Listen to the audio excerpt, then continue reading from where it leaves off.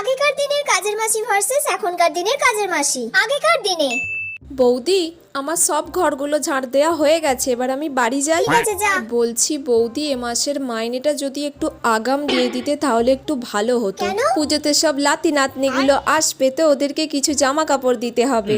ঠিক আছে, দেখছি, দিতে পারলে জানাবো। আর বলছি বৌদি, যদি এবারে একটু নবমী আর দশমীটা একটু ছুটি দিতে খুব ভালো হতো। লাতি নাতনিগুলো আসবে তো একটু ঠাকুর দেখতে যেতাম। না না, দুদিন নিলে হবে না, শুধু দশমীটা নিস। আচ্ছা ঠিক আছে, তাহলে শুধু দশমীটাই ছুটি করব।